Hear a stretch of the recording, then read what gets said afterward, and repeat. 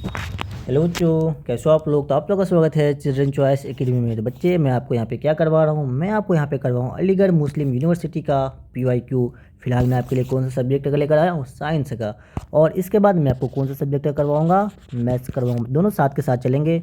और मैं साइंस और मैथ्स का दोनों का कहाँ से कहाँ तक का PYQ करवाऊँगा, 2012 से लेकर 2024 तक का वो डिटेल एनालाइज करवाऊँगा। अब इसे अच्छे से देखें, अच्छे से समझें, और मेरी गारंटी है इससे बाहर आपको क्वेश्चन एग्जाम में देखने को नहीं मिलेगा, क्योंकि मैं आपको एक लेवल ऊपर लेकर चला जाऊंगा इसमें। ठीक है भाई। तो देखो, आपने अभी देखा होगा जो जामिया का पेपर हुआ है उसमें कितने क्वेश्चन आए, 25 क्वेश्चन आए थे। और मैंने जितना करवाया था मेरे वाले नोट से एग्जैक्ट जो क्वेश्चन आए थे 24 क्वेश्चन, मैंने जो पढ़ाया था बिल्कुल डिक्टो वैसे ही क्वेश्चन आया था। यकीन ना हो तो आप बिल्कुल प्ले लिस्ट में आपका लेक्चर अवेलेबल है, वहाँ से देख लेना। ठीक है। इसलिए मैं इसकी भी गारंटी लेता हूँ, आपको 30 में से मिनिमम आपको 25 क्वेश्चन तो मेरे नोट से आपको मिल ही जाएगा। इवन कि इससे ज़्यादा ही मिलेगा, इससे कम नहीं मिलेगा। ठीक है भाई। तो आपको सिंपल सी बात है, बस एज ए टेस्ट लेना है ना, एज ए टेस्ट इसे ले लेना। वीडियो क्या करना, पॉज करना, पॉज करने के बाद पहले खुद से ट्राई करना, देन आप सॉल्यूशन देखना। चलिए फिर स्टार्ट करते हैं आज का लेक्चर। तो जो पहला क्वेश्चन था, बताओ क्या long term and continuous use of fertilization. Simple से पूछा है, जो फर्टिलाइज़र होता है अगर इसको बहुत ज़्यादा यूज़ करना, रेगुलर यूज़ करने से उससे क्या होता है, क्या रिड्यूस हो जाता है फर्टिलिटी, या इम्प्रूव होता है, या क्या होता है इम्प्रूव और एक्सचेंज ऑफ गैस, या इंक्रीज इन फर्टिलिटी। बिल्कुल ये क्या है इसका आंसर, ऑप्शन नंबर 1 करेक्ट होता है। बहुत ज़्यादा अगर फर्टिलाइजर आप यूज़ करते हो उससे क्या होता है आपका, सिंपल से यहाँ पे या क्या कर लोगे। तो फर्टिलाइजर सबसे पहले बताइए कैसा है, ये आपका केमिकल सब्सटेंस है। ये कैसा है, केमिकल, ये आपका है केमिकल सब्सटेंस है। अब केमिकल सब्सटेंस आप बहुत ज़्यादा अगर यूज़ करेंगे, क्या करेंगे, जब ओवर यूज़ करेंगे, है ना, क्या लिख लो यहाँ पे, ओवर यूज़ जब करेंगे तो आपका क्या होता है भाई, आपका जो सॉइल होता है वो एसिडिफाई हो जाता है। सॉइल क्या होता है, ये आपका एसिडिफाई हो जाता है। तो सिंपल सी बात है, जब एसिडिफाई हो जाएगा तो उससे क्या हो जाएगा भाई, उससे आपका हो जाएगा सॉइल का फर्टिलिटी क्या हो जाएगा, रिड्यूस हो जाएगा। बस इतना पता होना चाहिए, इससे ज़्यादा की आपको ज़रूरत भी नहीं है। इसका क्या हो जाएगा, सॉइल फर्टिलिटी रिड्यूस हो जाएगा। बिल्कुल यही बात बिल्कुल सही, ऑप्शन नंबर ए इसका क्या हो जाएगा, करेक्ट हो जाएगा। Option number A. आते हैं नेक्स्ट क्वेश्चन में। तो नेक्स्ट क्वेश्चन है बहुत प्यारा सा क्वेश्चन है, बहुत आसान क्वेश्चन है। पूछा है जो नाइट्रोजन फिक्सेसिंग बैक्टीरिया होता है वो कहाँ पे प्रेजेंट होता है। सबसे पहले बात आपको इसमें क्या पता होना चाहिए, जब आपको नाइट्रोजन फिक्सेसिंग बैक्टीरिया है तो उसको हम क्या बोलते हैं, उसका नाम क्या है, जल्दी से बोल दो भाई, आपको ये बिल्कुल पता होगा। उसको क्या बोलते हैं, उसको बोलते हैं हम राइजोबियम बोलते हैं ना, राइजोबियम बोलते हैं। तो अब मुझे ये बताएंगे कि ये तो कहाँ पे प्रेजेंट होता है, ये बिल्कुल ये आपका कहाँ पे प्रेजेंट होता है, रूट में प्रेजेंट होता है। और एक चीज़ यार मुझे साथ के साथ ये बता दो कि ये किस टाइप के प्लांट में प्रेजेंट होता है, कैसा प्लांट होता है जहाँ पे होता है, पर जिस जिस प्लांट के रूट में प्रेजेंट होता है वो प्लांट कैसा होता है, उस प्लांट को हम क्या बोलते हैं, लेग्यूमिनस बोलते हैं, या लेग्यूम्स बोलते हैं।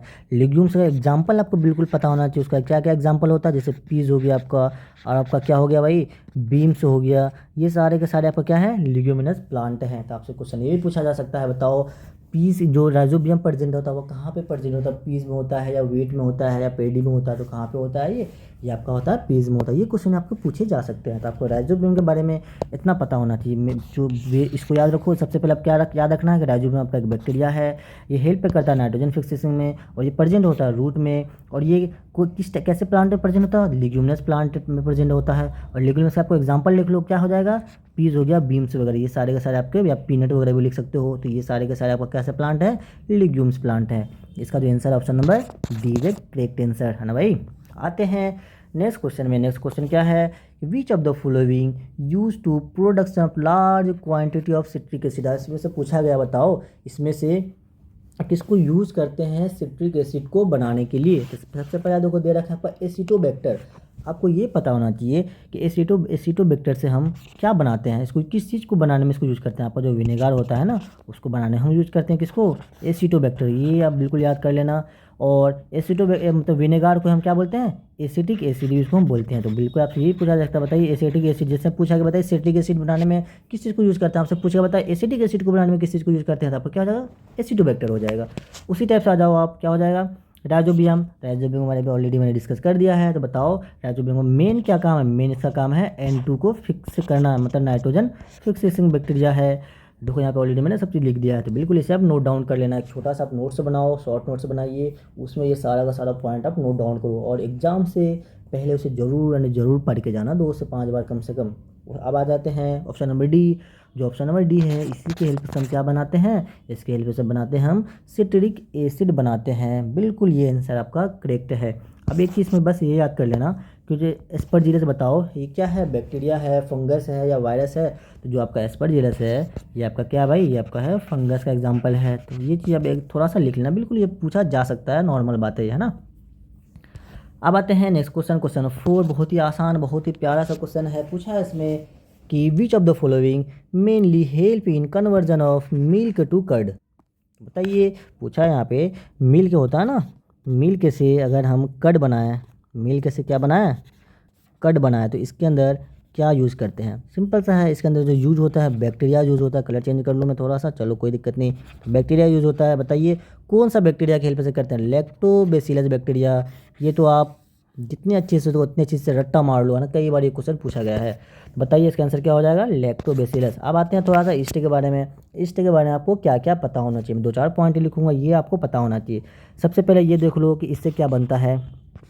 इससे बनता है ईस्ट के हेल्प से हम क्या बनाते हैं, बनाते हैं ब्रेड। ब्रेड किसके हेल्प से पूछेगा, बताइए ब्रेड किसके हेल्प से बनता है, ईस्ट के हेल्प से बनता है। और पूछेगा आपको बताओ अल्कोहल किसके हेल्प से बनता है या किससे बनता है, तो अल्कोहल बनता है आपका ईस्ट से बनता है। और एक चीज़ जो इस बार एग्जाम में आपसे पूछा गया और आपसे पूछा जा सकता है, जब हम ब्रेड बना रहे होते हैं तो उस वक्त जो गैस रिलीज होता है, बताइए कौन सा गैस रिलीज होता है, कार्बन डाइऑक्साइड गैस, जिसको हम CO2 भी बोलते हैं। अब इस प्रोसेस को क्या बोलते हैं, प्रोसेस आपको बिल्कुल, जब हम ब्रेड और अल्कोहल बनाते हैं तो इस प्रोसेस को हम क्या बोलते हैं भाई, इस प्रोसेस को बोला जाता है फर्मेंटेशन। कौन सा प्रोसेस को बोलते हैं इसको, फर्मेंटेशन। फर्मेंटेशन इसको बोला जाता है। बिल्कुल इतना सा आप मिनिमम इसमें तो आप जरूर जान लो कि इस से आपका ब्रेड बनता है, अल्कोहल बनता है, और जो जिस प्रोसेस से बनता है उस प्रोसेस को हम क्या बोलते हैं, फर्मेंटेशन बोलते हैं। और एक चीज़ जान लो, आपका ईस्ट क्या है, ये बैक्टीरिया है क्या, नहीं, ईस्ट जो है ये आपका फंगस है ना। ईस्ट क्या आपका फंगस है, बिल्कुल ये पता होना चाहिए। अब आते हैं पेनिसिलियम। पेनिसिलियम बताइए क्या है, पेनिसिलियम से हम क्या करते हैं, पेनिसिलियम से हम बनाते हैं एंटीबायोटिक। आपसे पूछेगा कि बताओ एंटीबायोटिक हम किसके हेल्प से बनाते हैं, आपको एंटीबायोटिक जो बनता है वो हम किसके हेल्प से बनाते हैं, जल्दी बोलो, उसके हम पेनिसिलियम के हेल्प से बनाते हैं। और जो फर्स्ट एंटीबायोटिक था, पूछेगा बताओ फर्स्ट एंटीबायोटिक, ये सारा का सारा मैं आपको NCERT का ही डिनोट करके दे रहा हूँ, बिल्कुल बाहर के कुछ नहीं पढ़ा रहा हूँ। और 2-4 पॉइंट जो बाहर के रहेंगे वो पॉइंट रहेंगे जो कि आपके एग्जाम में पूछे जा सकते हैं। तो फर्स्ट एंटीबायोटिक का क्या नाम है बताइए, तो फर्स्ट एंटीबायोटिक का नाम है आपका पेनिसिलिन, है ना, पेनिसिलिन। आपको बिल्कुल ये चीज़ याद रखना है, क्या है, पेनिसिलिन। और एक चीज़ में ये ध्यान रखो, जो पेनिसिलिन जो डिस्कवरी किया था, कौन सा साइंटिस्ट किसने किया था, अलेक्जेंडर फ्लेमिंग ने किया था। किसने किया था भाई, अलेक्जेंडर फ्लेमिंग ने किया था। और एक चीज़ में याद रखना, कब किया था, ये आप क्या करके बताएंगे, मुझे आप कमेंट करके बताएंगे। बताइए अलेक्जेंडर फ्लेमिंग डिस्कवरी कब किया था। अगर आपने 2012 का आपने PY को देखा होगा तो बिल्कुल मैंने वहाँ पे A to Z बताया कि कब किया था।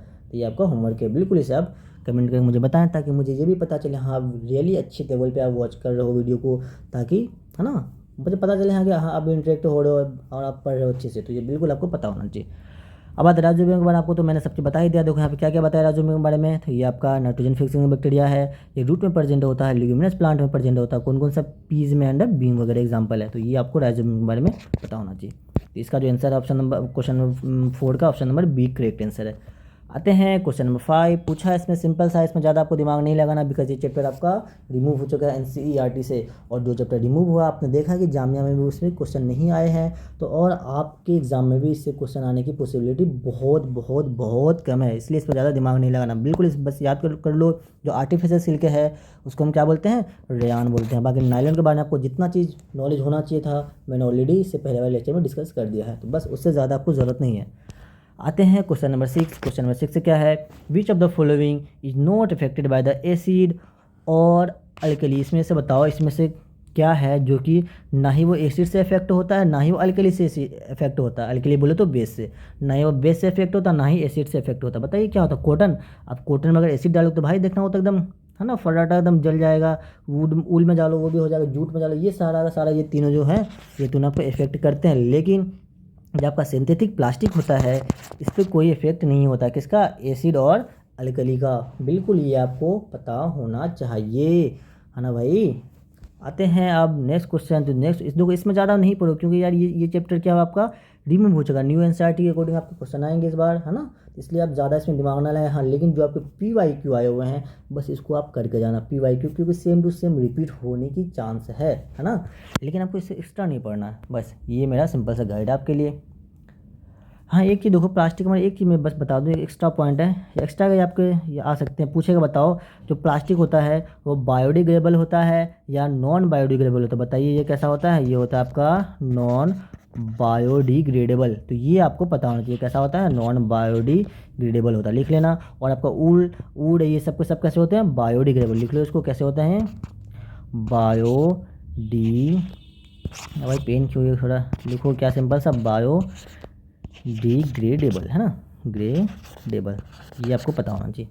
आते हैं नेक्स्ट क्वेश्चन में। नेक्स्ट क्वेश्चन बहुत ही आसान सा क्वेश्चन है, बताइए विच ऑफ द फॉलोइंग नोट अ मेटोलाइट। जब भी देखो क्वेश्चन आप सॉल्व करो, अगर नोट वर्ड कहीं पे देखो सबसे पहले उसे आप क्या करेंगे, अंडरलाइन करेंगे। तो इसमें पूछा है इसमें से कौन सा मेटोलाइट नहीं है, तो बताइए इसमें से कौन सा मेटोलाइट नहीं है। क्या मरकरी मेटोलाइट है, नहीं यार। मरकरी के बारे में आप दो चीज़ जान लो, ये कैसा होता है, लिक्विड होता है, ये कैसा होता है, लिक्विड होता है एट, अच्छे से लिख दूँ, अच्छे से लिखता हूँ, है ना, ये लिक्विड होता है एट रूम टेम्परेचर, है ना, ये क्वेश्चन आपसे कई बार पूछे भी गए हैं। तो लिक्विड होता है एट रूम टेम्परेचर, और ये कैसा है, ये आपका मेटल है। कभी पूछे बताओ कौन सा मेटल है जो कि लिक्विड होता है एट रूम टेम्परेचर, आपको क्या बोलना है, मर्क्यूरी बोलना है। पूछेगा बताओ कौन सा नॉन मेटल है जो कि लिक्विड होता है एट रूम टेम्परेचर में, कौन सा होता है, ब्रोमीन होता है ना।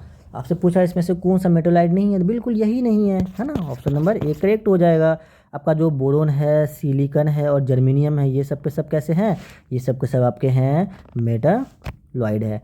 अब देखो एक फंक्शन बस मेरे इसमें से आपको याद जो करना चाहिए, आप क्या यूज इसमें से याद कर लो, जो आपका सिलिकॉन होता है ना, ये यूज़ होता है किसमें, सेमीकंडक्टर में यूज़ होता है। एक बस एक इसका एक एक्स्ट्रा याद कर लो, ये यूज़ होता है किसके अंदर, यूज्ड इन सेमीकंडक्टर, है ना, सेमीकंडक्टर। बस इससे ज़्यादा आपको ज़रूरत नहीं है। बहुत ज़्यादा टफ क्वेश्चन आएगा तो ये आएगा, इससे ज़्यादा नहीं है। अब देखो मेटोलाइट होता क्या है बताओ, थोड़ा सा बता दूं।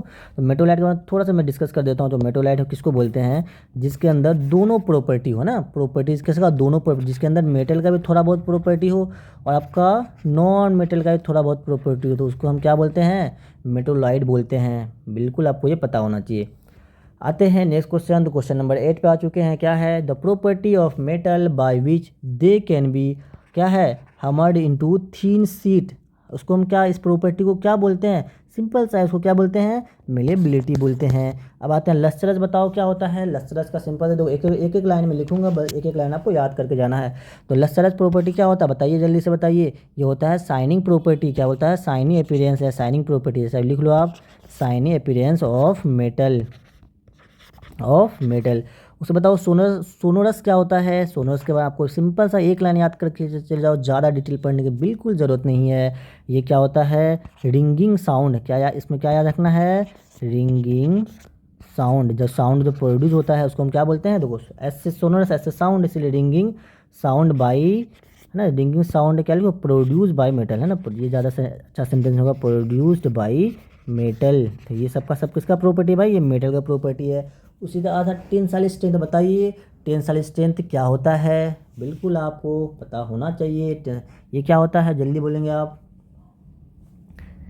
ये सिंपल सा ये जो टेंसाइल स्ट्रेंथ आप फोर्स होता है ना, ये फोर्स से क्या होता है, जब आप किसी चीज़ को पुल करते हो तो पुलिंग फोर्स होता है ना, ये सिंपल से याद कर लीजिए, पुलिंग फोर्स है।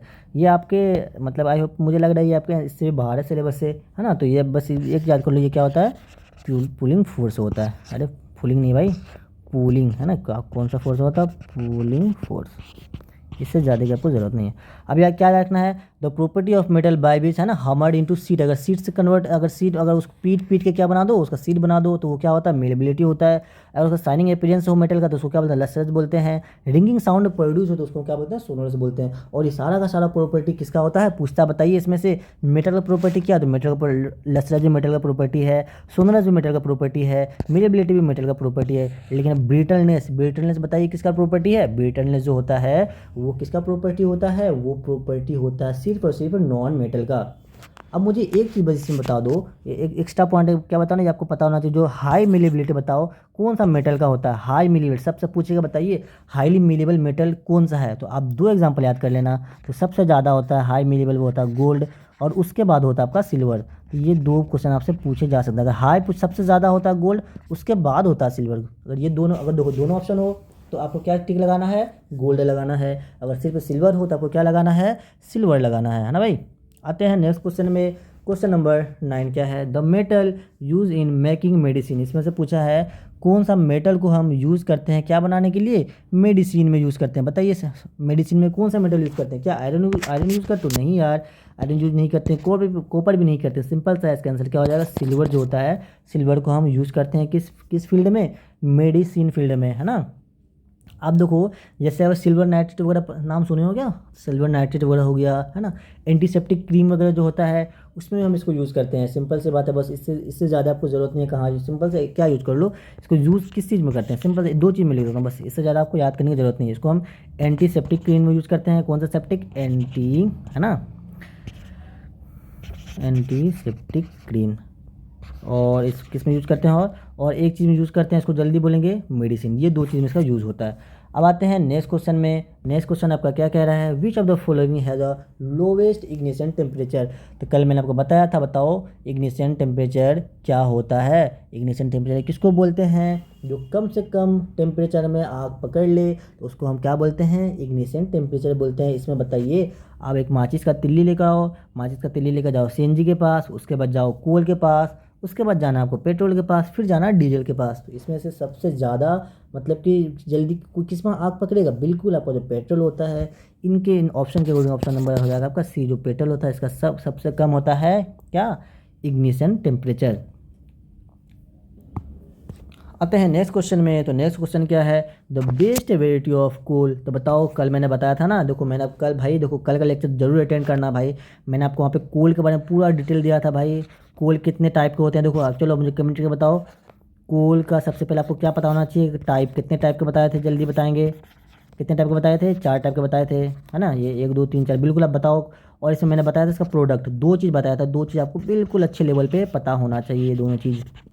अब प्रोडक्ट में बताइए 3 था, कौन कौन था, ये तीनों का मुझे नाम लिख के बताएंगे। तो इसमें जो आपका होता है, देखो टाइप तो यहाँ पे आपको लिखा हुआ था, टाइप जान लो। जो आपका होता है पीट होता है, एंथ्रासाइट होता है, ब्यूटूमेंस एंड लिग्नाइट। इन सब में से जो बेस्ट क्वालिटी होता है कोल का, वो कोल को हम क्या बोलते हैं, अब सिंपल से बताएं, एंथ्रासाइट जो होता है वो आपका होता है बेस्ट क्वालिटी होता है। और पीट जो होता है ये सबसे बेकार क्वालिटी होता है। जो होता है बेकार क्वालिटी, पूछ के बताओ क्या होता है, पिस्ट होता है। अब मुझे ये बताएंगे कि इसमें से कौन सा है ना प्रोडक्ट कोल जिसको हम यूज़ करते हैं इंडस्ट्रीज़ वगैरह में यूज़ करते हैं। किसको यूज़ करते हैं, जो ब्यूटुमिनस होता है इसको हम कहाँ यूज़ करते हैं, यूज्ड इन इंडस्ट्रीज। ऐसे याद इसे लिख लो आप, यूज्ड इन इंडस्ट्रीज। बाकी इसके बारे में डिटेल ऑलरेडी 2012 वाले लेक्चर में मैं आपको दे चुका हूँ, है ना भाई। आते हैं नेक्स्ट क्वेश्चन में। नेक्स्ट क्वेश्चन आपका क्या है, the burning of phosphorus in air is example. आप सिंपल सा बताइए ये कैसा एग्जाम्पल है, या रैपिड कंबशन है, या स्पॉन्टेनियस कंबशन है, या फास्ट कंबशन है, या एक्सप्लोजन है। ये आपका कैसा एग्जाम्पल है। कभी भी देखो बर्निंग ऑफ फॉस्फोरस है ना, फॉस्फोरस से याद रखना, ये आपका क्या है, स्पॉन्टेनियस है। देखो स्पॉन्टेनियस में क्या आ रहा है, पी आ रहा है ना, पी से पी याद कर लेना। इसके अंदर भी देखो क्या है, पी है, तो पी से पी याद कर लो। तो आपका स्पॉन्टेनियस कंबशन का एग्जाम्पल क्या है, बर्निंग ऑफ क्या, फॉस्फोरस। देखो यार, अगर आपने ये सीरीज कौन सा, अगर आपने चैंपियन गाइड सीरीज नहीं देखा है तो उसे आप जरूर कंप्लीट कर लेना। बिकॉज मैंने वहाँ पे बहुत अच्छे लेवल के वहाँ पे क्वेश्चन करवाया है, और आपको क्या वहाँ पे करवाया, बिल्कुल बेहतरीन नोट से मैंने आपको वहाँ पे दे रखा है। ये सारा का सारा एग्जाम्पल वहाँ पे इंक्लूडेड है, तो आप उसे ज़रूर देखना है ना भाई। अब आते हैं रैपिड कंबशन, बताओ क्या होता है, और मुझे ये बताओ कि एक्सप्लोजन क्या होता है ना। एक्सप्लोजन और रैपिड कंबशन मुझे डिफरेंस लिख के आप कमेंट करेंगे। आते हैं नेक्स्ट क्वेश्चन में। नेक्स्ट क्वेश्चन क्या है, question 13, which of the following gas comes out from the fire extinguisher to stove fire. इसमें से बताइए इनमें से कौन सा गैस है। सिंपल सा पूछा है, बताइए फायर एक्सटिंग्विशर में हम कौन सा गैस यूज़ करते हैं। तो क्या उसका अमोनिया यूज़ करते हैं, नहीं यार। आप जो फायर एक्सटिंग्विशर में जो गैस यूज़ करते हो कौन सा होता है, वो कार्बन डाइऑक्साइड गैस होता है, जिसको हम कहाँ पर यूज़ करते हैं, फायर एक्सटिंग्विशर में हम यूज़ करते हैं। और बताओ इसका काम क्या होता है, जो फायर एक्सटिंग्विशर का काम क्या होता है, ये क्या करता है भाई, ये कट कर देता है। किसको कट करता है, कट द, या लिख लो cutting cutting supply of oxygen, ये किसको कट कर देता है? सप्लाई ऑफ ऑक्सीजन, जो ऑक्सीजन का सप्लाई होता है उसको क्या कर देता है? कट कर देता है। अगर ऑक्सीजन नहीं मिलेगा तो आपका कंबसन नहीं होगा। तो आग लगने से क्यों बचता है? फायर एक्सटिंग्विशर जब उसमें डालोगे ना उसमें CO2, तो वो क्या करेगा? ऑक्सीजन और आपका ऑक्सीजन और जो फायर मतलब कि फ्लेम होता है उसके बीच में एक लेयर क्रिएट कर देता है, जिससे कि उसका ऑक्सीजन वहाँ पर ट्रांसफ़र नहीं होता है, और उसकी वजह से क्या होता है? आपका फायर बंद हो जाता है ना, आग लगना बंद हो जाता है, स्टॉप फायर। आते हैं नेक्स्ट क्वेश्चन। तो क्वेश्चन नंबर 14 क्या है? क्या Similipal biosphere reserve is located? Simple सा क्वेश्चन है, बताओ ये कहाँ पे होता है? ये आपका है उड़ीसा के अंदर है। ये सब चैप्टर आपका हट चुका है, इसलिए ज़्यादा इसमें दिमाग नहीं लगाना है। लेकिन आपको ये पता होना चाहिए कि बताइए गुजरात के अंदर क्या है, कौन सा पार्क है? तो गिर नेशनल पार्क है। कहाँ पे होता है? ये बस जो मैं लिख रहा हूँ ये आपको याद कर लेना। तो गुजरात के अंदर क्या है? गिर नेशनल पार्क। कौन सा? गिर है ना, गिर, अरे गिर नहीं, गिर नेशनल पार्क। गिर नेशनल पार्क कहाँ प्रेजेंट है भाई? पूछेगा भाई गिर नेशनल पार्क कहाँ पे है? तो गुजरात के अंदर है। अब उसी टाइप से मुझे ये याद कर लेंगे, जो क्या बोलते हैं हिमालयन नेशनल पार्क है, वो कहाँ पे होता है? वो आपका हिमालय के अंदर है। अब बताओ उत्तर प्रदेश के अंदर कुछ ऐसा है क्या? नहीं है इसके अंदर, इसके बारे में मुझे कुछ याद करने की ज़रूरत नहीं है। अब आते हैं नेक्स्ट क्वेश्चन। नेक्स्ट क्वेश्चन क्या है? The cell membrane, the cytoplasm and nucleus are included. Simple सा पूछा है भाई। देखो क्या है कि क्या बोला? सेल मेम्ब्रेन प्लस क्या साइटोप्लाज्मा प्लस क्या न्यूक्लियस, इन सबको हम एक साथ अगर लेकर आए, इन सबको अगर एक साथ इनका नाम दें तो उसको हम क्या बोलते हैं? उसको हम सिंपल सा बोलते हैं, आपको क्या बोलते हैं? प्रोटोप्लाज्मा बोलते हैं। क्या बोलते हैं उसको? प्रोटोप्लाज्मा। अब प्रोटोप्लाज्मा के बारे में एक चीज़ जान लो, ये बताओ ये कैसा सब्सटेंस है? ये लिविंग सब्सटेंस है या नॉन लिविंग? आपसे पूछेगा इसमें से कौन सा लिविंग सब्सटेंस है। आपका जो प्रोटोप्लाज्मा होता है ये कैसा सब्सटेंस होता है? ये आपका होता है लिविंग सब्सटेंस। ये आपको पता होना चाहिए ये कैसा होता है? लिविंग सब्सटेंस होता है। तो ऑप्शन नंबर से क्या हो जाएगा? डी करेक्ट आंसर हो जाएगा। अब मुझे ये बताओ, तो लाइसोसोम है, इसके अंदर क्या होता है? तो लाइसोसोम के अंदर बताया क्या होता है? डाइजेस्टिव एंजाइम प्रेजेंट होता है। इसके बारे में बस एक लाइन लिख लो। इसको हम क्या बोलते हैं? सुसाइडल बैग बोलते हैं। सुसाइडल बैग होता है। और इसके अंदर प्रेजेंट क्या होता है? इसके अंदर डाइजेस्टिव एंजाइम प्रेजेंट होता है। डी लिख दूँ, डाइजेस्टिव एंजाइम प्रेजेंट होता है। और डाइजेस्टिव एंजाइम का काम क्या होता है? डाइजेस्टिव एंजाइम का काम होता है कि किसी भी चीज़ को डाइजेस्ट करने में हेल्प करता है। गोल्गी कॉम्प्लेक्स का क्या फंक्शन है? जल्दी बताओ। इसका फंक्शन है प्रोटीन जो बनता है, प्रोटीन कहाँ पे बनता है? देखो प्रोटीन आपका बनता है राइजोबियम के अंदर, है ना। इसको हम क्या बोलते हैं? Protein factory. क्या बोलते हैं इसको? Protein factory. तो मतलब कि आपका जो प्रोटीन बन रहा होता है वो कहाँ पे बनता है? राइजोबियम के अंदर बनता है। लेकिन इसी प्रोटीन को मॉडिफाई करता है कौन? इसको मॉडिफाई करता है, मॉडिफाई क्या लिखना है आपको? मॉडिफाई एंड ट्रांसपोर्ट, है ना, एंड ट्रांसपोर्ट।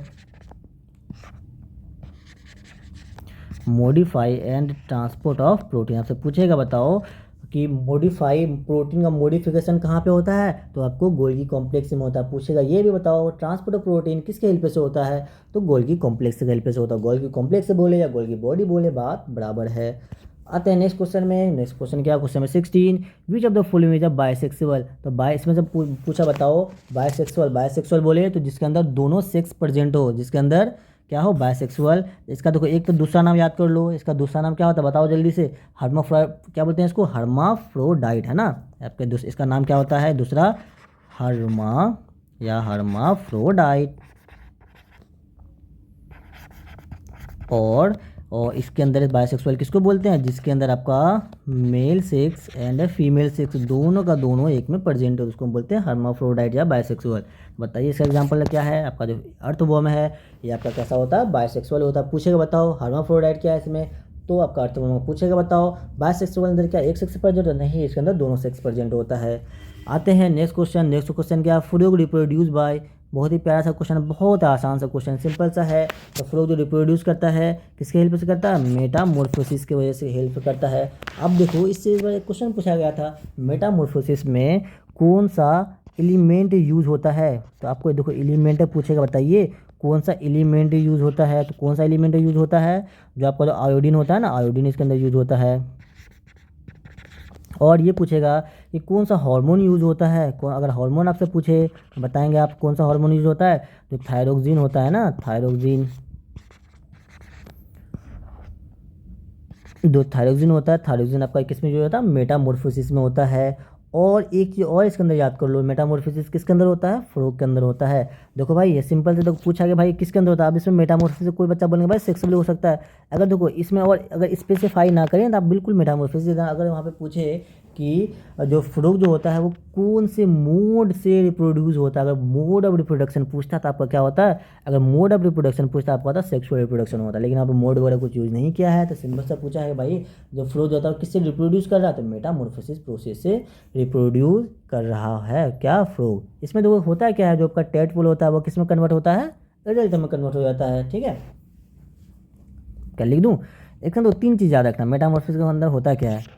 सबसे पहले एक फ्रूट क्या क्या एग दिया, एग से क्या होता है जल्दी बोलेंगे, एग से कन्वर्ट हो जाता है टेडपोल, है ना, टेडपोल। तो टेडपोल से क्या बन जाता है आपका? एडल्ट बन जाता है। बस ये तीन प्रोसेस आपका मेटामॉर्फोसिस होता है कंप्लीट। आते हैं नेक्स्ट क्वेश्चन में, क्वेश्चन नंबर 18। तो क्या है क्वेश्चन नंबर 18 पूछा है, in human beings the third क्या 23rd pair of chromosome is called, जो ह्यूमन बींग्स के जो 23rd पेयर क्रोमोजोम होता है उसको हम क्या बोलते हैं? तो उसको हम क्या बोलते हैं भाई? उसको हम बोलते हैं सेक्स क्रोमोजोम बोलते हैं। तो इसमें थोड़ा सा इसका डिस्कस कर लें कि ऑटोजोम क्या होता है। तो देखो आपका जो ह्यूमन बींग्स होता है ना उसके अंदर टोटल कितना क्रोमोजोम होता है? उसके अंदर टोटल होता है, मैं आपको लिख दूँ यहाँ पे, टोटल क्रोमोजोम है ना, टोटल, बिल्कुल ये चीज़ यहाँ आपका आज क्लियर हो जाएगा। टोटल क्रोमोजोम कितने होते हैं? टोटल होते हैं 46। 46 बोले तो कितना पेयर? 23 पेयर। ठीक, 23 पेयर। इसके अंदर देखो इसको अब हम दो पार्ट में डिवाइड करते हैं। इसको कितने पार्ट में डिवाइड करते हैं? दो पार्ट। एक होता है आपका कितना, एक पेयर से लेकर कहाँ तक? 22 पेयर तक, है ना, एक से लेकर 22 पेयर। और एक होता है आपका 23rd पेयर, 20 जो आपसे पूछा गया 23rd पेयर, पेयर कर लो इसको 23rd पेयर। तो अब इसमें देखो ये 23 पेयर में से जो आपका 23rd पेयर है इसको हम क्या बोलते हैं? इसको हम बोलते हैं सेक्स क्रोमोजोम। इसको क्या बोलते हैं भाई? इसको हम बोलते हैं सेक्स क्रोमोजोम। और आपका जो 23rd पेयर है मतलब एक से लेके 22 पेयर तक को, इसको हम बोलते हैं ऑटोजोम। इसको क्या बोलते हैं? ऑटोजोम बोलते हैं, ऑटोजोम। ठीक है, आपको ये अब पूछेगा बताओ सेक्स क्रोमोजोम क्या क्या होता है आपका? सेक्स क्रोमोजोम जो होता है एक होता है एक्स होता है, एक्स एक्स, एक होता है एक्स वाई होता है। अब बताइए एक्स एक्स होने का मतलब क्या है कि वो कैसा बच्चा होगा? वो आपका फीमेल होगा, है ना, गर्ल बेबी होगी। आपका जो एक्स वाई है ये कैसा होता है? मेल होता है। और एक चीज़ आपसे ये पूछा जाता है, आपका जो क्रोमोजोम होता है ये कहाँ पे प्रेजेंट होता है? जो क्रोमोजोम होता है ये आपका होता है न्यूक्लियस के अंदर प्रेजेंट होता है। और देखो एक चीज़ और ध्यान दे दो, इसके अंदर पूछा तो बहुत चीज़ आ सकता है, लेकिन जो इसको होता है अगर बताने जाओ तो बहुत सारी चीज़ें इसके अंदर, लेकिन जो आपको क्वेश्चन पूछा था मैं बस वही बता रहा हूँ। तो आपका जो क्रोमोजोम जो होता है न्यूक्लियस में लोकेटेड होता है। और ये क्रोमोजोम ही होता है रिस्पॉन्सिबल किसके लिए? जेनेटिक जो होता है ना, जेनेटिक मटेरियल वगैरह जो एक जगह से दूसरी जगह कैरी करने के लिए, वो क्रोमोजोम के हेल्प से होता है। अगर बहुत ज़्यादा स्पेसिफिक वजह होता है डीएनए आरएनए आपने पढ़ा होगा, तो वो सबके सबके इसके अंदर होते हैं, न्यूक्लियस के अंदर ही होते हैं। बस आपको इतना पता होना चाहिए इसके बारे में, इससे ज़्यादा कि आपको फिलहाल रिक्वायरमेंट नहीं है। अगर इससे ज़्यादा आपको पढ़ना है तो आप आइए 11th 12th में पढ़िए अच्छे से, है ना भाई। आते हैं नेक्स्ट क्वेश्चन। तो इसका आंसर क्या बता दें? ऑप्शन नंबर 20 का करेक्ट। तो यहाँ पे पूछता बताइए कि इसमें से जो आपका फर्स्ट पेयर को क्या बोलते हैं? ऑटोजोम बोलते हैं। सेकंड पेयर को क्या बोलते हैं? ऑटोजोम। एक से लेकर 22 तक कोई सा भी पेयर आपको उठाकर पूछ लेगा, मैं पूछ लूँ भाई मुझे बता दो कि 20वां पेयर को हम क्या बोलते हैं? ऑटोजोम बोलते हैं। 21वां पेयर को क्या बोलते हैं? ऑटोजोम बोलते हैं। 22वां पेयर को क्या बोलते हैं? ऑटोजोम। लेकिन हम पूछे बताओ 23वां पेयर को क्या बोलते हैं? जो आपसे पूछा है 23rd पेयर को, उसको हम बोलते हैं सेक्स क्रोमोजोम। और उसके अंदर क्या क्या आता है? X X and Y Y आता है। आते हैं नेक्स्ट क्वेश्चन, क्वेश्चन नंबर 19। तो क्वेश्चन नंबर 19 देखो क्या है, menopause occur at the age of, menopause का मतलब सबसे पहले क्या होता है भाई? क्या जल्दी बोलेंगे क्या होता है मेनोपॉज का मतलब? जब आपका मेंस्ट्रुअल साइकिल जब क्या होता है? स्टॉप हो जाता है। इसमें क्या लिख लो? मेनोपॉज क्या होता है? स्टॉप हो जाता है किस चीज़ का? मेंस्ट्रुअल साइकिल का। स्टॉप क्या? मेंस्ट्रुअल साइकिल लिख लो, है ना, मेंस्ट्रुअल साइकिल स्टॉप रखो, उसको बोलते हैं मेनोपॉज बोलते हैं। और ये किस एज में होता है? इसको मतलब स्टॉप कब होता है? जो 40 से 50 का एज होता है ना, उसमें आपका स्टॉप हो जाता है। और एक चीज़ आप ध्यान रखो, आपका मेंस्ट्रुअल साइकिल होता है ये कितने दिन का साइकिल होता है? ये हर 28 दिन में रिपीट होता है। और इसके अंदर ब्लीडिंग होता है, ब्लीडिंग कितने से कितने दिन तक होता है आपका? 3 से 5 दिन तक नॉर्मल ब्लीडिंग है। अगर 3 से ज़्यादा हो रहा है, 3 से कम हो रहा है, 5 से ज़्यादा होता है, फिर आपका कोई ना कोई प्रॉब्लम है, आपको डॉक्टर से बिल्कुल कंसल्ट करना चाहिए। ऑप्शन में ऐसा क्या हो जाएगा? पूछा है कि बताओ मेनापोज किस एज में खत्म हो जाता है? मेनापोज कब होता है मतलब कि मेंस्ट्रुअल साइकिल कब रुकता है? तो आपका जो 40 से मतलब 40 से 50 साल का जब गर्ल हो जाती है तो उसके अंदर क्या होता है कि आपका मेनापोज स्टॉप हो जाता है ना, मेनापोज हो जाता है मतलब कि मेंस्ट्रुअल साइकिल स्टॉप हो जाता है। देखो आपको वीडियो आपको अच्छा लगा तो आप क्या चैनल को सब्सक्राइब कर सकते हैं और लाइक जरूर कीजिए, अपने दोस्तों से जरूर शेयर कीजिए मेरे भाई, ठीक है। तो इससे होता है ना मोटिवेशन मिलती है और दोस्तों को पता चलता है हाँ भाई पढ़ना चाहिए, बंदा अच्छा पढ़ा रहा है। बिल्कुल अपने दोस्तों से शेयर करो, मुझे कमेंट करके बताओ कि आपको वीडियो कैसा लगता है। अब देखो इसमें पूछा है which of the following hormone is, देखो ये सब चैप्टर बहुत इंपॉर्टेंट, ये सब आपके एनसीईआरटी में अवेलेबल है, इसलिए मैं आपको बहुत डिटेल में इसमें बताऊंगा। अब बताओ इसमें से पूछा है कि फीमेल के अंदर जो ओवरीज होता है उससे कौन सा हार्मोन रिलीज होता है। देखो ओवरीज के बारे में आपको क्या क्या पता होना चाहिए। ये सबसे पहले किसके अंदर प्रेजेंट होता है, सिर्फ और सिर्फ फीमेल के अंदर होता है ना, पहला पॉइंट इसमें देख लो, ये किसके अंदर होता है भाई, फीमेल के अंदर होता है प्रेजेंट।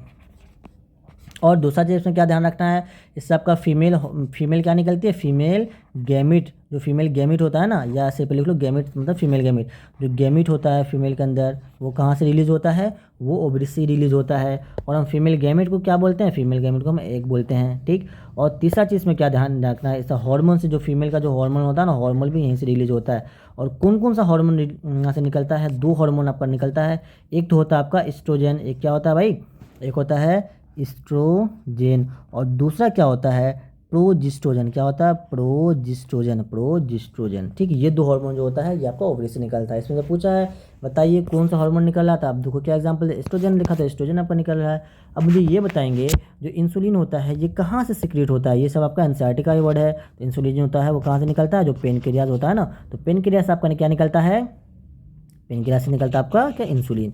और इसका काम क्या होता है, ब्लड है ना, ब्लड शुगर लेवल को क्या होता है, उसको रेगुलेट करता है। उसी तरह अब बताएंगे जो थायरोक्सिन होता है ये कहाँ से रिलीज होता है, जो आपका थायरोक्सिन होता है ये बताओ जल्दी से, थायराइड ग्लैंड से रिलीज होता है ना, थायराइड ग्लैंड से रिलीज होता है, थायराइड ग्लैंड। अब मुझे ये बताएंगे जो आपका टेस्टिस्टेरोन है ये कहाँ से निकलता है, जो आपका टेस्टिस होता है ना, तो ये टेस्टिस से निकलता है। और टेस्टिस बताइए ये कैसा हार्मोन है, ये मेल हार्मोन है फीमेल हार्मोन है, ये आपका मेल हार्मोन है। और टेस्टिस से एक चीज़ और निकलता है आपका क्या, जो मतलब मेल जो क्या होता है, गैमेट जो होता है ना, वो कहाँ से निकलता है, टेस्टिस से निकलता है। और हम मेल गैमेट को क्या बोलते हैं, स्पर्म बोलते हैं, ठीक। देखो मैं आपको थोड़ा सा एक चीज़ मैं यहाँ पे क्लियर करना चाहूँगा, एक मैं स्लाइड दूँ आपको क्या, चलो यहाँ पे स्लाइड में आपको देता हूँ है ना एक। तो आज मैं थोड़ा सा मैं सोचा एक टॉपिक आपको अच्छे से पढ़ाऊँ, जैसे बहुत सारे क्वेश्चन आते हैं और मुझे आप कमेंट करके बताना नेक्स्ट टॉपिक में आपको क्या पढ़ाऊँ। देखो एक टॉपिक में आपका सेक्सुअल रिप्रोडक्शन है ना, आपका जो सेक्सुअल रिप्रोडक्शन इन एनिमल है उसका एक टॉपिक मैं आपको बता रहा हूँ। आप देखो दो चीज़ में याद रखना, एक आप याद रखो मेल, दूसरा याद रखो फीमेल। अब देखो मेल के अंदर क्या होता है, टेस्टिस होता है ना, मेल के अंदर क्या होता है, टेस्टिस। और फीमेल के अंदर क्या होता है, ओवरी, ओवरी, बस ये आपको पता होना चाहिए। अब देखो जो टेस्टिस होता है, टेस्टिस से पूछेगा बताओ टेस्टिस से क्या रिलीज़ होता है, जो टेस्टिस से रिलीज होता है क्या बोलते हैं, जो क्या होता है टेस्टिस से रिलीज, जल्दी बोलो यार जल्दी बोलो, टेस्टिस से क्या स्पर्म रिलीज होता है ना, स्पर्म रिलीज होता है। और आपका जो ओवरी होता है, जल्दी बोलो, ओवरी से क्या रिलीज होता है, एग रिलीज होता है, कहाँ से होता है, ओवरी से रिलीज होता है। अब ये बताओ ये दोनों आपस में क्या होगा, मीट करेगा है ना, ये दोनों आपस में जाने के बाद मीट करता है। मीट जब करता है तो इस प्रोसेस को हम क्या बोलते हैं, इसको हम फर्टिलाइजेशन, आपसे जब बताऊंगा क्या क्या क्वेश्चन पूछा जा सकता है, इसको हम क्या बोलते हैं, फर्टिलाइजेशन बोलते हैं। और आफ्टर फर्टिलाइजेशन किस चीज़ का फॉर्मेशन हो जाता है, जाइगोट का फॉर्मेशन होता है। और जाइगोट के बाद क्या बनता है, जल्दी बोलेंगे, जाइगोट के बाद जो बनता है, इसको कहाँ इधर कर दूँ, जो जाइगोट के बाद बनता है वो आपका इम्ब्रियो बनता है। इम्ब्रियो बनता है कब, आफ्टर जाइगोट। देखो अब इससे क्वेश्चन क्या क्या पूछता है, क्वेश्चन सबसे पहले ये पूछेगा बताओ स्पर्म क्या है, स्पर्म मेल गैमीट है या फीमेल गैमीट है। आपका जो स्पर्म है ये कैसा कैसा गैमीट है भाई, ये आपका है मेल गैमीट, एम लिख दूँ। उसी टाइप जो एग है ये कैसा गैमीट है, ये आपका फीमेल गैमीट है, ठीक, ये आपको पता होना चाहिए। और दूसरा चीज़ ये पूछता बताओ the fusion of male gamete and female gamete is called, उसको क्या बोलते हैं, उसको बोलते हैं फर्टिलाइजेशन बोलते हैं। आपसे पूछेगा the fusion of sperm and egg is called fertilization. पूछेगा आफ्टर फर्टिलाइजेशन किस चीज़ का फॉर्मेशन होता है, तो जाइगोट का फॉर्मेशन होता है। ये पूछेगा बताइए जाइगोट के बाद क्या बनता है, तो जाइगोट को बनता है इम्ब्रियो बनता है। और एक क्वेश्चन जो बहुत ज़्यादा पूछा जाता है, जो फर्टिलाइजेशन होता है ये कहाँ पर होता है, ये कहाँ पर होता है, ये होता है ओविडक्ट के अंदर होता है। और ओविडक्ट का दूसरा नाम क्या है, फिलिपियन ट्यूब है। तो बिल्कुल आपसे पूछेगा साइट ऑफ फर्टिलाइजेशन आपको क्या बोलना है, फिलिपियन ट्यूब बोलना है या ओविडक्ट, दो जो एग्जाम्पल ऑप्शन गिवन रहेगा वो आपको टिक लगा देना है। अब देखो एक क्वेश्चन और पूछा जाता है, बताइए एम्ब्रियो का डेवलपमेंट जो होता है वो कहाँ पे होता है, डेवलपमेंट ऑफ एम्ब्रियो।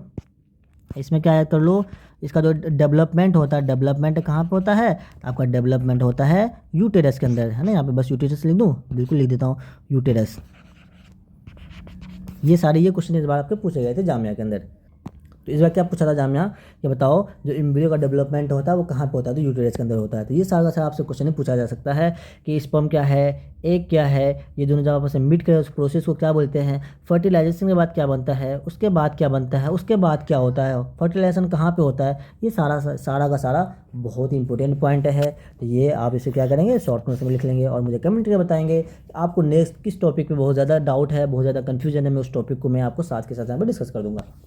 आते हैं नेक्स्ट क्वेश्चन नंबर 21 पे आ चुके हैं। तो क्वेश्चन 21 क्या पूछा है, the pull exert by the earth on the object is equal. Simple सा आप पूछा भाई इसमें से कौन सा फोर्स है जो कि अर्थ तक पुल करता है। आपको पता ही है इसको क्या बोलते हैं, ग्रेविटेशनल फोर्स बोलते हैं।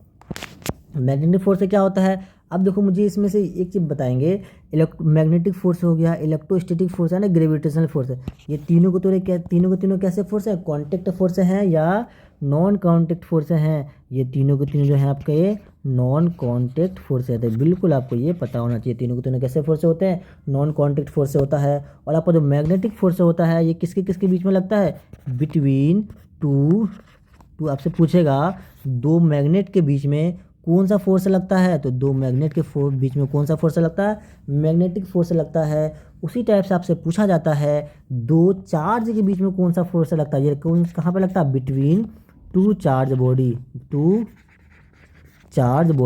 ना, टू चार्ज बॉडी। तो अगर पूछेगा बताइए दो चार्ज बॉडी के बीच में कौन सा फोर्स लगता है, इलेक्ट्रोस्टैटिक फोर्स लगेगा। अब देखो एक चीज़ और याद रखना है इसमें, अब चार्ज की बात आया तो होता है पॉजिटिव एंड है ना, positive charge and negative charge. ये दोनों positive negative and negative positive, मतलब कि सेम अलग अलग। जब भी सेम होता है ना, सेम क्या होता है आपस में, रिपेल होता है ना, लेकिन अपोजिट जेंडर है ना, आप और वो है ना, आपस में क्या होते हैं, अट्रैक्ट होते हैं। तो बिल्कुल जो अपोजिट होता है पॉजिटिव नेगेटिव या नेगेटिव पॉजिटिव, ये दोनों आपस में क्या होते हैं, अट्रैक्टिव फोर्स होते हैं। आपसे पूछा जाता है बताइए इसमें से जो अट्रैक्टिव फोर्स है कौन सा है, रिपल्सिव फोर्स है कौन सा था, आपको पता होना चाहिए चीज़ भी। आते हैं नेक्स्ट क्वेश्चन में। नेक्स्ट क्वेश्चन आपका क्या है बताओ। अब देखो एक चीज़ इसमें याद रखना कि पुल वाला कितने मतलब कि कितनी ग्रेविटी से खींचता है, ऐसे पूछेगा बताइए ये जो खींच रहा आपने तब कितनी ग्रेविटी से खींचता है। सिंपल सा याद रख लो कितनी ग्रेविटी से खींचता है 9.8, बस आपको आई होप ये पता 9.8 मीटर पर सेकेंड स्क्वायर। अब देखो नेक्स्ट क्वेश्चन है question number 22, in the long jump when do athlete experience maximum force. बताइए लॉन्ग जंप में जो एथलीट्स होता है उसको मैक्सिमम फोर्स से कब उसको मतलब ये रियलाइज होगा, अच्छा भाई अब मुझे बहुत ज़्यादा फोर्स लग रहा है, तो कब, ऑन लैंडिंग है ना, जब वो लैंडिंग कर रहा होता है तब उस वक्त आपका उसको सबसे ज़्यादा फोर्स लगता है। ठीक, आते हैं नेक्स्ट क्वेश्चन में। नेक्स्ट क्वेश्चन आपका क्या है, देखो अगर इसमें आप थोड़ा सा डिटेल जाना चाहोगे ना, बहुत से बुक में क्या दे रखे हैं, ऑन टेकिंग ऑफ, नहीं ऑन लैंडिंग। इस वजह से होता है जब क्या होता है एथलीट क्या करते हैं, जब लैंड करते हैं ना उसका क्या होता है, रिड्यूस होता है, इम्पैक्ट क्या होता है, रिड्यूस हो जाता है।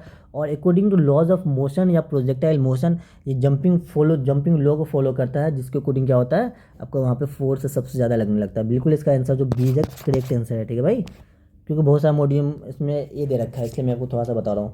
और आपको अभी लॉज ऑफ मोशन ये सब जानने की फिलहाल आपको ज़रूरत है नहीं, है ना। आते हैं क्वेश्चन नंबर 23।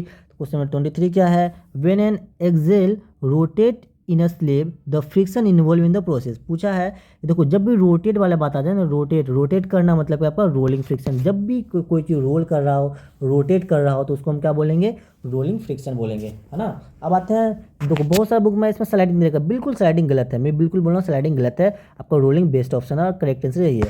तो स्लाइडिंग होता है क्या भाई, स्लाइडिंग होता है कि जब दो बॉडी हो, है ना, जब दो बॉडी के बीच में आपका फोर्स चलेगा, स्लाइड करे, है ना, जब दो बॉडी आपस में क्या करे, देखो मैं यहाँ पे डायग्राम से समझाने की कोशिश करता हूँ। एक बॉडी आपका ये है ना, ए बॉडी, ये मान लो ए बॉडी, और इसके ऊपर बी बॉडी यहाँ पे है ना, बी बॉडी रखा हुआ है, ठीक, ये बॉडी भी है। लेकिन इसमें आपने फोर्स लगाया, धीरे धीरे क्या हो रहा है, धीरे धीरे स्लाइड हो रहा है, बहुत धीरे ये स्लाइड हो रहा है। तो जब बहुत धीरे जब स्लाइड हो रहा होता है तो उस वक्त लगता है आपका स्लाइडिंग फोर्स। उसी टाइप से आपका देखो रोलिंग फोर्स से क्या है, रोलिंग फोर्स बहुत सिंपल है। रोलिंग फोर्स से क्या होता है, किसी चीज़ को रोल कर रहा हो ना, इसे आप ठेलो, जा रहा चल जाता है, चलते ये आपका होता है रोलिंग फ्रिक्शन। आता है लिमिटिंग फ्रिक्शन। तो लिमिटिंग फ्रिक्शन क्या होता है, तो लिमिटिंग फ्रिक्शन जैसे देखो आपका एक बॉडी है यहाँ पे, ये बॉडी ए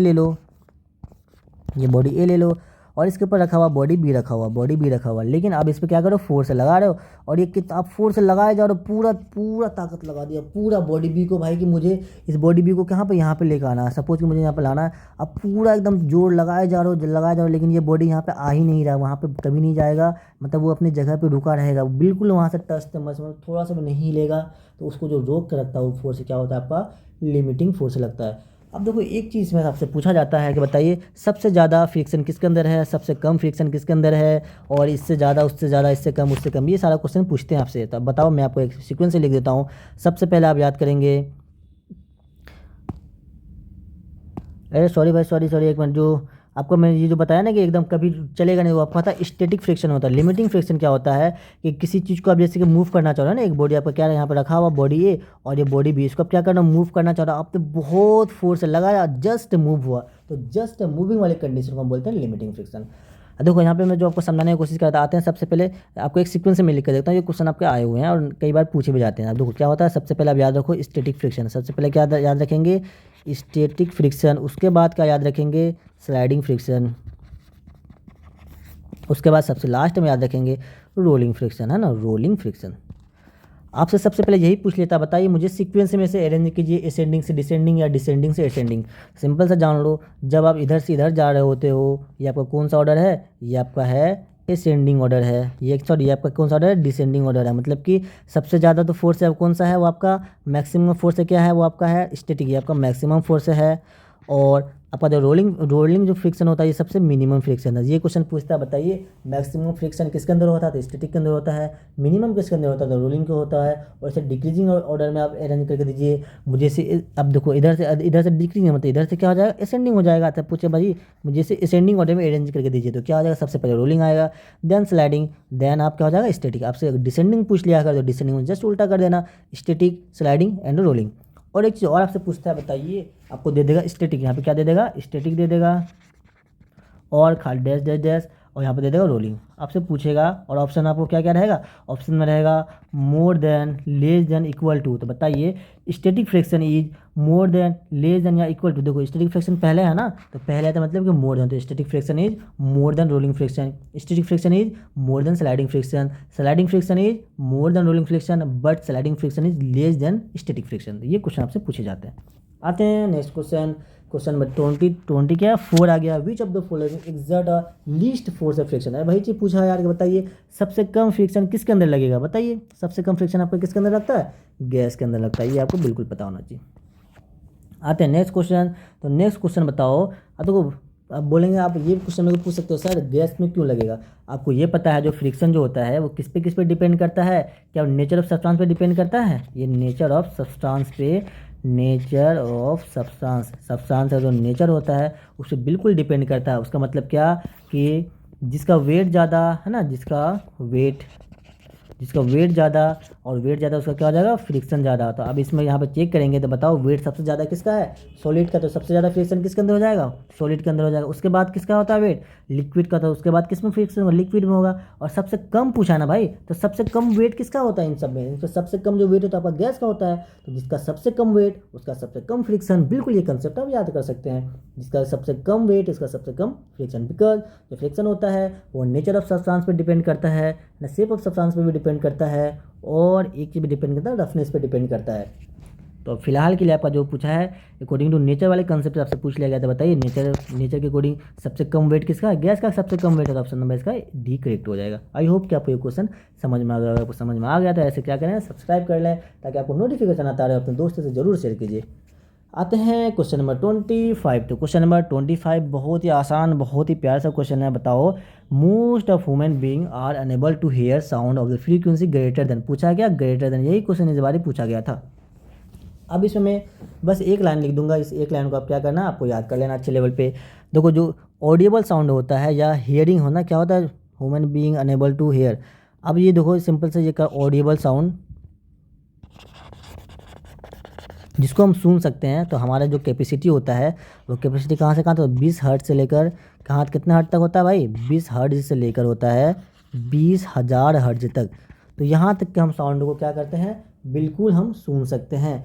अब इसमें ये ध्यान देना है, अगर 20,000 से ज़्यादा हो जाए तो उसको भी हम नहीं सुन सकते हैं, 20 से कम हो जाए तो उसको भी हम नहीं सुन सकते। हम कहाँ से कहाँ तक सुन सकते हैं? सिर्फ जो होता है 20 हर्ट्ज से लेकर 20,000 हर्ट्ज तक हम सुन सकते हैं। और ये बताएंगे, एक आपसे क्वेश्चन ये पूछ सकता है, बिल्कुल पूछा जा सकता है कि 20,000 से अगर ज़्यादा हो जाता है तो उसको हम नहीं सुन सकते हैं। आपसे क्या पूछा? ग्रेटर पूछता है, आपसे लेस पूछा था, आपका ऑप्शन क्या हो जाता है? 20 हर्ट्ज से कम होता है। फिलहाल का बताइए आंसर क्या हो जाएगा?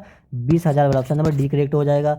अब मुझे ये बताएंगे कि अगर 20,000 से ज़्यादा हो जाए तो उसको हम किस टाइप का साउंड बोलते हैं? उसको हम बोलते हैं अल्ट्रा, कैसा साउंड उसको बोलते हैं? अल्ट्रा साउंड बोलते हैं, उसको अल्ट्रा साउंड बोलते हैं। और 20 हर्ट्ज से अगर कम हो तो उसको हम क्या बोलते हैं? इंफ्रा साउंड बोलते हैं, इंफ्रा साउंड बोलते हैं। तो ये चीज़ भी आपको दिलो दिमाग में बसा लो अच्छे से। ये क्वेश्चन इस बारे पूछे गए हैं और आपसे बिल्कुल पूछे जा सकते हैं। अगर पूछेगा बताइए ऑडिबल साउंड क्या है? ऑडिबल साउंड होता है 20 से लेकर 20,000 तक। पूछेगा बताइए अल्ट्रासोनिक साउंड किसको बोलते हैं? अल्ट्रासोनिक साउंड जो होता है उसको हम बोलते हैं 20,000 प्लस बोलते हैं। पूछेगा इंफ्रासोनिक साउंड किसको बोलते हैं? पूरा लिख दूँ? बोले इंफ्रासोनिक है ना, अच्छे से पूरा लिख ही देता हूँ। इंफ्रासोनिक इसको क्या बोलते हैं? इंफ्रासोनिक बोलते हैं। और इसको क्या बोलते हैं? अल्ट्रासोनिक बोलते हैं ना, सोनिक साहब। तो पूछेगा अल्ट्रासोनिक क्या होता है?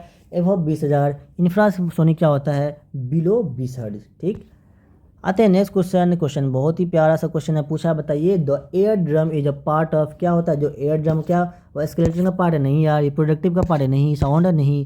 जो साउंड प्रोड्यूसिंग ऑर्गन होता है उसको हम क्या बोलते हैं? जल्दी से बता दो, ये आपका क्या है? होमवर्क है। तो अब मुझे इसका क्या बताएंगे? साउंड प्रोड्यूसिंग ऑर्गन हमारे अंदर क्या है?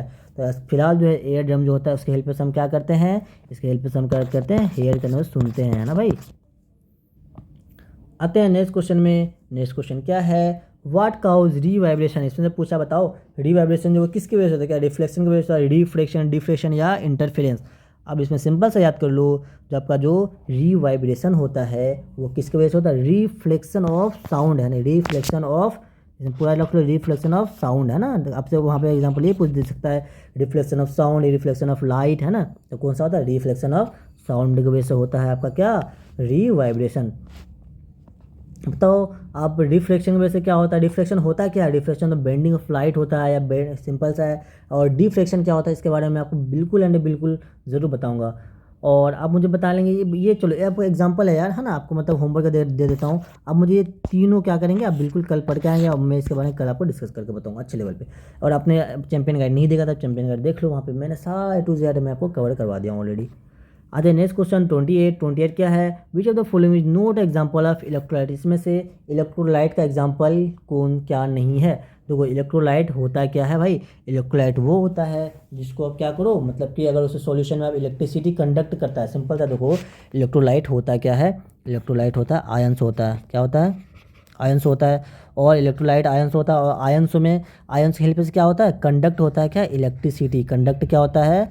इलेक्ट्रिसिटी। तो इसमें से बताइए इसके अंदर किस क्या है जिसके अंदर क्या होता है? नॉन आयन, नॉन इलेक्ट्रिसिटी, जिसके अंदर आयन प्रेजेंट नहीं होता है। कॉपर सल्फेट बिल्कुल इसके अंदर होता है। हाइड्रोक्लोरिक बिल्कुल होता है। एक्वस सॉल्यूशन बिल्कुल कॉमन साल्ट दे देना ना, इसके अंदर NaCl होता है ना।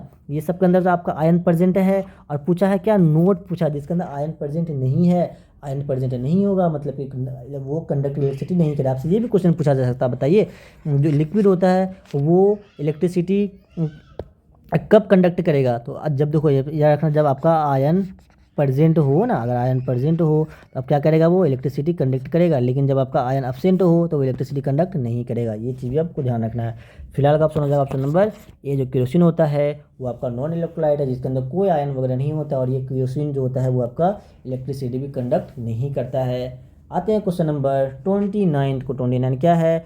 The electric cell is a device to obtain. बताओ इलेक्ट्रिक सेल जो एक डिवाइस है इससे हम क्या ऑब्टेन करते हैं? सिंपल सा बात है यार, electric energy from the chemical energy. Simple सा क्वेश्चन है, इसमें कुछ तो बड़ी बात है नहीं।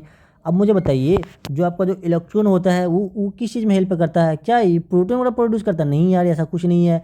इलेक्ट्रिक चार्ज बताओ क्या होता है? ये क्या, ये आपका इलेक्ट्रिक चार्ज खुद ही एक चार्ज है, ये क्या ही प्रोड्यूस करेगा कुछ ऐसा कुछ? इस सब के बारे में आपको बिल्कुल नहीं जानना है। मैं आपको जो लिख के दे रहा हूँ बस यही आपको पता होना चाहिए। आते हैं क्वेश्चन नंबर 30 क्या है? When lightning Passage through the air, है ना। पूछा है कि जब हम लाइटनिंग को कहाँ से पास करें? एयर से पास करें। इसमें से क्या फॉर्म होगा? सिंपल सा बात है। देखो इस क्वेश्चन को बहुत ही, इसको मैं क्या दे दूँ? स्टार पॉइंट बिल्कुल दे सकता हूँ। ये क्वेश्चन आपका अच्छे लेवल का और मैं इसलिए अच्छे लेवल पर समझाऊंगा मैं आपको। आप मुझे ये बताएं जो एसिड रेन होता है उसके अंदर क्या परसेंट होता है? देखो मैं आपको कहाँ से समझा रहा हूँ, आप समझने की कोशिश करें। जो आपका जो एसिड रेन होता है, एसिड रेन के अंदर क्या प्रेजेंट होता है, जल्दी बोलो भाई क्या प्रेजेंट होता है। तो एसिड रेन के अंदर आपका होता है प्रेजेंट, सबसे पहले आपको याद रखना है नाइट्रिक एसिड है, नाइट्रिक एसिड प्रेजेंट होता है।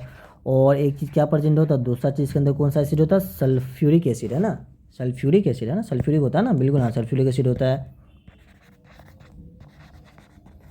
आपसे ये क्वेश्चन पूछा जाएगा, बताइए एसिड रेन के अंदर क्या क्या प्रेजेंट होता है, नाइट्रिक एसिड एंड आपका सल्फ्यूरिक एसिड। अब बताओ ये मुझे कि इसके अंदर क्या है, नाइट्रिक एसिड क्या है, नाइट्रिक एसिड, नाइट्रिक एसिड बोले तो क्या होता है, नाइट्रोजन। नाइट्रोजन कहाँ पे प्रेजेंट होता है, एयर में प्रेजेंट होता है। सिंपल सा वही पूछा है आपको, इनडायरेक्ट में पूछा है, बताइए एसिड रेन में क्या प्रेजेंट होता है, एसिड रेन में क्या प्रेजेंट होता है, नाइट्रिक एसिड प्रेजेंट होता है। देखो कितना प्यारा सा क्वेश्चन है, घुमा फिरा के पूछा है, बात के लिए वहीं लेकर चला गया। आते हैं question number 31। If an eye can not clear see either near और फार ऑफ ऑब्जेक्ट, उसको हम क्या सा, देखो एक अगर आई है ना ही वो नज़दीक का देख रहा है, नहीं वो दूर का देख रहा है, तो उसको हम क्या बोलते हैं, उसको हम बोलते हैं प्रीसोबायोफिया है ना, प्रीसबायोफिया। अब आते हैं मायोपिया एंड हाइपरमेट्रोपिया। तो मायोपिया बताओ क्या होता है, जल्दी बोलो। मायोपिया किसको बोलते हैं, जिसको नियर साइटनेस बोलते हैं, या डिफिकल्टी, तो सिंपल सा लिख लो, जो आपका दूर वाले ऑब्जेक्ट होता है ना, देखो मायोपिया में क्या होता है, डी वाले लिख दूँ, दूर वाले को हम नहीं देख सकते हैं, उसे उसका देखो हाइपर माइट्रोपिया में क्या होता है, हाइपर माइट्रोपिया में जल्दी बोलेंगे, हाइड्रोमाइपर, इसमें जो क्या होता है, इसके अंदर हम जो होता है उसके नज़दीक वाले को होता है नियर, नियर वाले को हम क्लियर नहीं देख सकते। सिंपल सा होता है। जो मायोपिया होता है उसमें आप दूर वाले ऑब्जेक्ट को सही से नहीं देख सकते हो। जो हाइपर मेट्रोपिया होता है उसमें आप नज़दीक वाले को सही से नहीं देख सकते हो। आपका जो प्रीसोबायोपिया होता है इसके अंदर ना ही आप दूर वाले को देख सकते हो, ना ही आप नज़दीक वाले को देख सकते हो। समझ में आया क्या। और ऐसा कोई ये इफेक्ट है नहीं, है ना। मायोपिया दूर और हाइड्रोमाइप नज़दीक, मतलब जिसको दूर वाले को नहीं देख सकते उसको मायोपिया कहते हैं, और नज़दीक वाले को नहीं देख सकते तो हम क्या बोलते हैं, हाइपर माइट्रोपिया। आते हैं next question, question number 32। Which of the following is not a character of the image found by the plane mirror. अब सिंपल सा देखो यार, प्लेन मिरर के बारे में आप मैं ये बता दो कि प्लेन मिरर कैसा होता है। तो प्लेन मिरर देखो यहाँ पे लिख रहा हूँ, तो प्लेन मिरर जो होता है सबसे पहले इसमें याद रखना एक ऐसा इमेज फॉर्म करता है जिसका जो इमेज होता है वो इमेज होता है आपका वर्चुअल इमेज। इसका कैसा होता है भाई, तो वर्चुअल। सबसे पहले ये पॉइंट याद कर लो, जो इमेज होता है इसका वर्चुअल इमेज होता है। दूसरा भी याद कर लो, इमेज कैसा होता है, इरेक्ट होता है। और तीसरा याद कर लो, जो इमेज होता है सेम साइज का होता है। ये 3 पॉइंट आप बिल्कुल याद कर लें, सेम साइज और सेम डिस्टेंस, सेम साइज और सेम डिस्टेंस, ये भी याद, सेम डिस्टेंस है ना, सेम डिस्टेंस। ये 4 पॉइंट है, याद कर लो ये प्लेन मिरर के बारे में। इसमें देखोगे इसमें से क्या है, कौन सा कैरेक्टर नहीं है, क्या इरेक्ट होता है, बिल्कुल होता है। इट इज़ क्या है, it is at the same distance है ना, सेम डिस्टेंस बिल्कुल ये भी है। वर्चुअल बिल्कुल है। तो क्या नहीं है इसके अंदर, जो डिमिनिश नहीं होता, डिमिनिश मतलब कि छोटा, और आपसे क्या होता है ये सेम साइज का होता था। Option number B is the correct answer. आते हैं नेक्स्ट क्वेश्चन 33। यार इतने आपको इस बार 35 क्वेश्चन आए थे, इसलिए बहुत सारे क्वेश्चन हो गए है ना, मैं भी थक गया हूँ रिकॉर्ड करते गया। तो वीडियो अगर आपको पसंद आ रहा हो तो इसे क्या करो यार, इसे आप लाइक कर दो, अपने दोस्तों से शेयर करो, और सब्सक्राइब अगर नहीं करो आप सब्सक्राइब कर लें, बिकॉज अब आपके आने वाला है मैथ्स का PYQ, और मैथ्स के लिए मैं आपको बहुत बेहतरीन सीरीज देने वाला हूँ, बिल्कुल आपको पसंद आएगा। उस सीरीज़ का नाम मैं क्या रखूँ, बस यही सोचा हूँ, मैं सोचा उस सीरीज़ का नाम रख दूँ maths concept booster. Maths concept, आपको कोई कॉन्सेप्ट वीक होता है ना मैथ्स में, इसलिए मैं सोचा मैथ्स कॉन्सेप्ट बूस्टर उसका नाम रख दूँ। देखो 33 क्या है, which of the following is not a part of solar system. देखो ये सब चैप्टर हट चुका है, इसलिए इसमें ज़्यादा दिमाग नहीं लगाना। तो इसमें से बताइए सोलर सिस्टम का कौन सा पार्ट नहीं है। Option number D is the correct answer. आते हैं क्वेश्चन नंबर 34। तो क्या है, the colour of star indicate the, simple सा है, तो बताओ द कलर, जो स्टार का जो कलर होता है वो किस चीज़ को इंडिकेट करता है, किस चीज़ से इंडिकेट होता है। सिंपल सा यार, टेम्परेचर हो जाएगा। ये दो, ये सब सारा चैप्टर हट चुका है, बार बार बोल रहा हूँ आपको, बिल्कुल इसको पढ़ने की ज़रूरत ज़्यादा, मतलब सिर्फ MCQ मतलब PYQ कर लो, आपको पूरे डिटेल में पढ़ने की बिल्कुल ज़रूरत नहीं है। आते हैं question number 35। The average diameter of earth है। ये चैप्टर भी आपका क्या हो चुका भाई, ये भी चैप्टर आपका यहाँ से गायब हो चुका है आपके NCERT से। The average diameter of earth है, पूछा है बताइए, जो डायमीटर होता है अर्थ है कितना होता है, बिल्कुल आपको पता होगा 12,800 किलोमीटर होता है एवरेज। तो आपका यहाँ पे 35 का 35 क्वेश्चन होता है कवर। आपको अगर किसी भी क्वेश्चन में डाउट हो तो आप मुझे कमेंट करके बताना, और मुझे ये भी बताओ साथ के साथ आपको 35 में कितने मार्क्स आए हैं। अगर किसी भी क्वेश्चन में डाउट हो मुझे कमेंट कर सकते हो, कोई दिक्कत नहीं है ना भाई। वैसे मैंने कोशिश किया कि आपको हर क्वेश्चन को अच्छे लेवल पर समझाऊँ, जैसे ये सारा मैंने नहीं समझाया। क्यों नहीं समझाया, बस आपको इसका आंसर पता होना चाहिए, इसलिए मैंने इसे नहीं समझाया। आपको फिलहाल इसकी ज़रूरत है ही नहीं, जब जिस चीज़ की ज़रूरत नहीं है तो उसमें क्यों हम टाइम वेस्ट करें।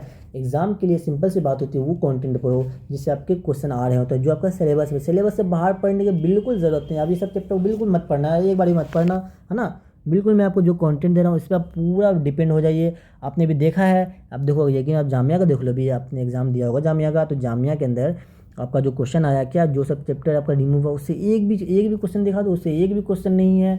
जो एनसीईआरटी में है तो बस उसी चैप्टर से आपका उसमें क्वेश्चन आया है। और मैंने जितना करवाया जामिया में को पता होगा, जो 25 क्वेश्चन आए थे मेरे नोट से कितने क्वेश्चन थे, 24 थे। बिल्कुल मैं आपको जो लिखवा रहा हूँ, जो करवा रहा हूँ उतना कर लो, इससे ज़्यादा की आपको ज़रूरत नहीं है। तो थोड़ा सा मैं आपको गाइड कर दूँ यार। देखो अगर आपने चैंपियन गाइड अब तक नहीं देखा तो इसे जरूर देख लेना। अब देखो अगर एक तैयारी करने के लिए क्या करना, सबसे पहले आप चैंपियन गाइड कर लो, उसके बाद मास्टरिंग इन एनसीईआरटी कर लो, बहुत बेहतरीन सीरीज़ है। मास्टरिंग एनसीईआरटी में क्या है, मैं आपको क्वेश्चन करवाता हूँ हर चैप्टर का, वहाँ पे क्वेश्चन मिल जाएगा, 50 से 60 क्वेश्चन मिल जाएगा। और चैंपियन गाइड में क्या होगा, हर चैप्टर आपको 20 मिनट के अंदर है, 20 से 25 मिनट के अंदर एक चैप्टर का फुल तरीके से रिवाइज हो जाएगा विथ इंपॉर्टेंट कंसेप्ट, है ना, इंपॉर्टेंट क्वेश्चन, इंपॉर्टेंट कंसेप्ट। ये काम करो, सबसे पहला करना आपको चैंपियन गाइड करना है।